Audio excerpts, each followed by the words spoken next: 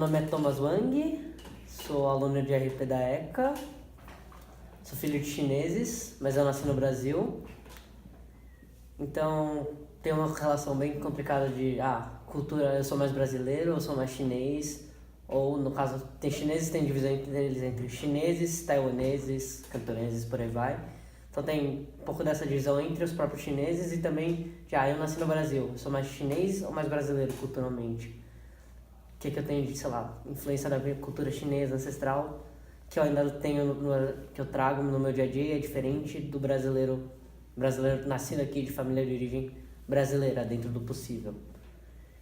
Então, tem muitas atividades, por exemplo, que brasileiros não necessariamente acham tão interessantes, mas que chineses acham máximo.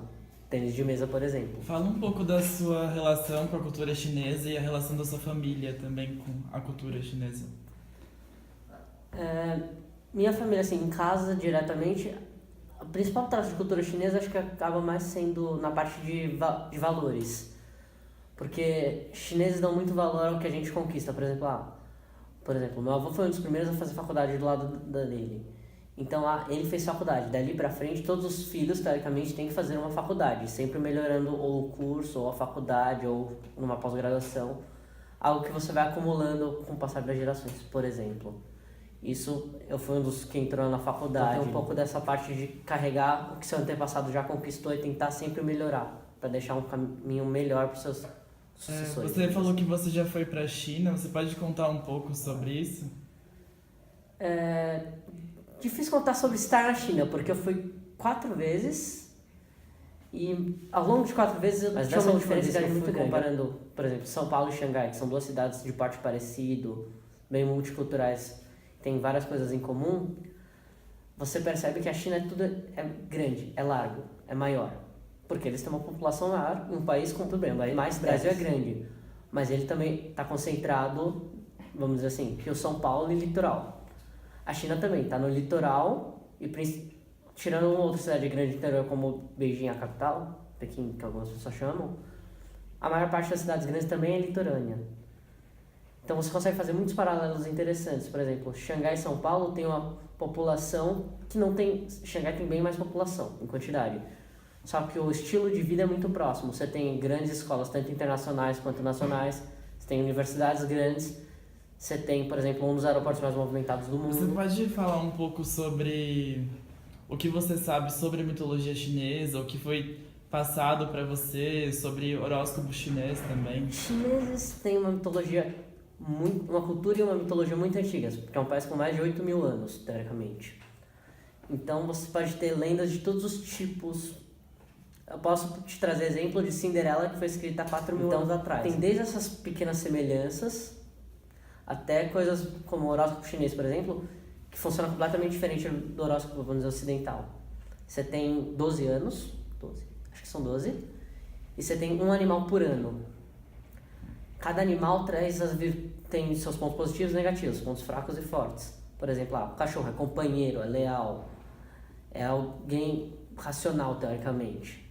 Ele é racional quando ele tem que, por exemplo, fazer um trabalho, mas ao mesmo tempo que se você machucar alguém que ele quer bem, ele se torna muito emotivo, facilmente emotivo. Um ponto negativo, por exemplo, ele tende a ser egoísta, porque ele quer proteger tudo que é dele, tudo que ele gosta. Então ele pode ser alguém possessivo, por exemplo. E cada animal tem esses pontos.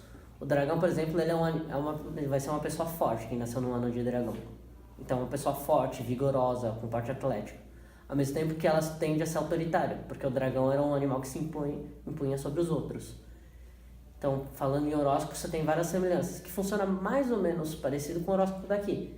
Você pega os leoninos, tem pontos fracos e fortes, só que a origem do horóscopo que a gente mais comum aqui se você pegar, tem a ver, se eu não me engano, com fases de lua. Lua, sol, astrologia em geral, astronomia e astrologia.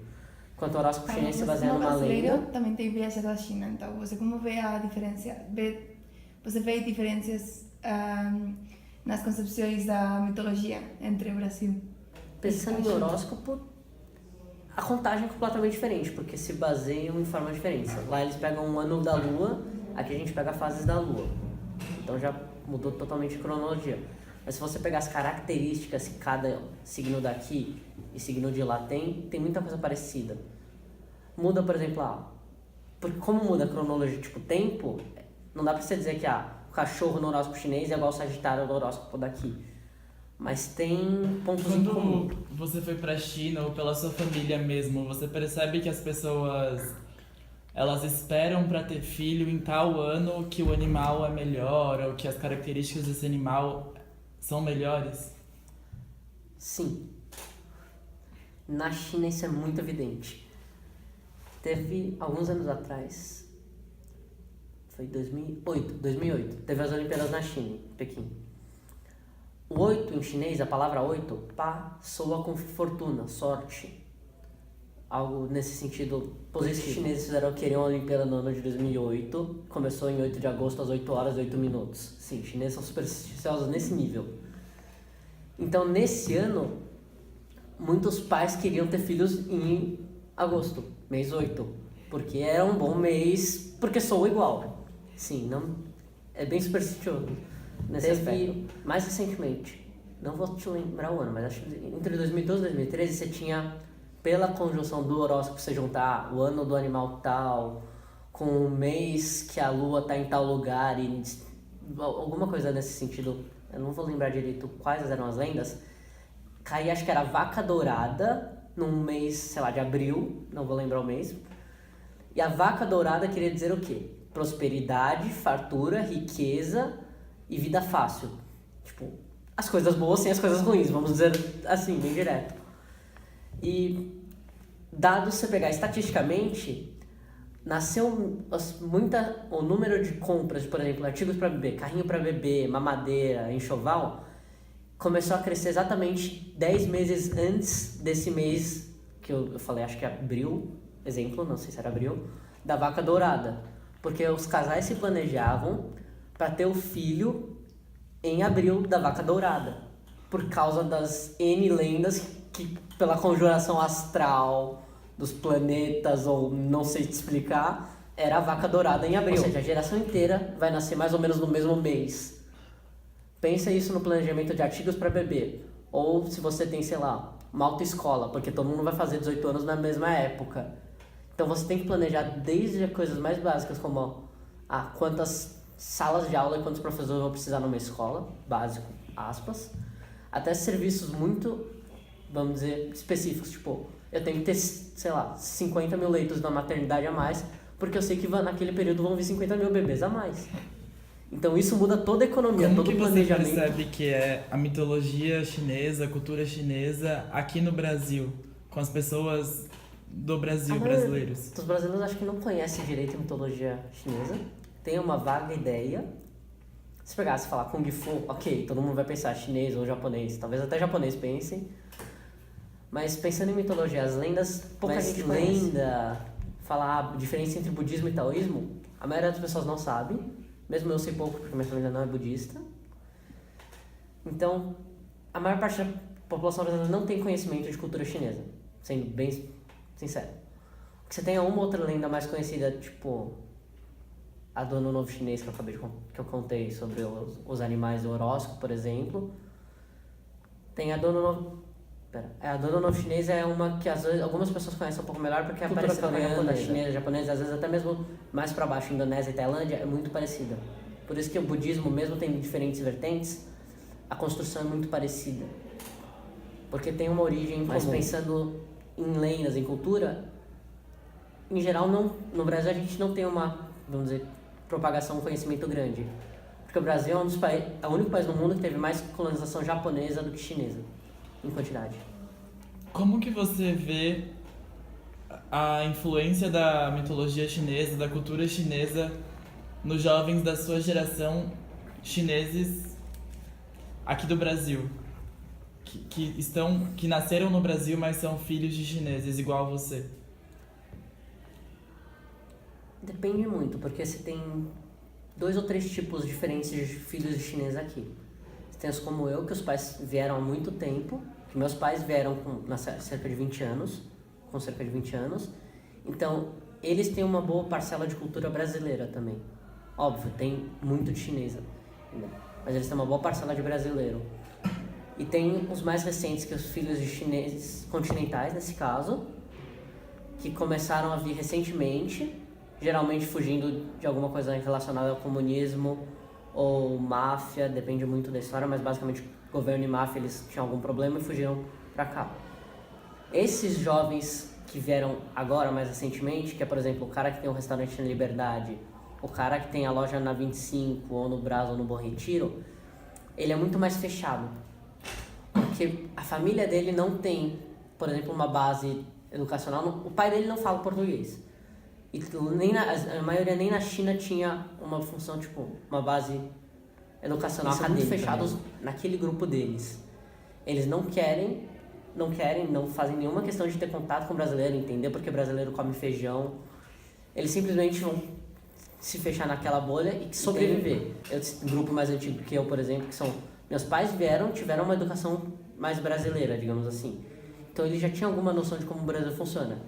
Então eu me considero mais brasileiro que chinês, por exemplo, porque eu sei mais sobre o Brasil do que sobre a China.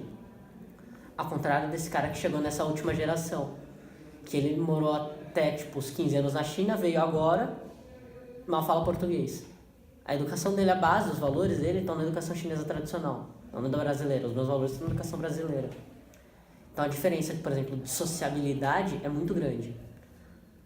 O chinês que vem agora, ele dá muito valor ao status. A ter um carro, por exemplo, sei lá, um BMW, porque ele era muito pobre na China.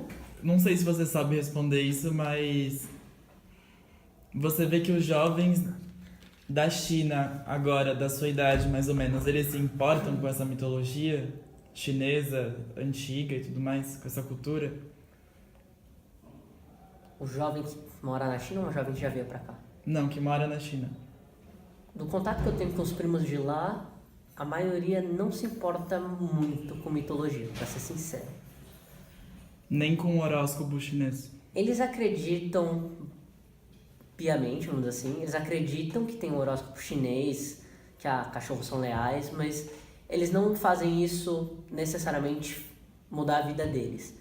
Por exemplo, esse pessoal que teve filho agora, dos carrinhos de bebê que teve o mês do abril da vaca dourada, tem, por exemplo, um pessoal que já está na cerca dos 30, 40 anos.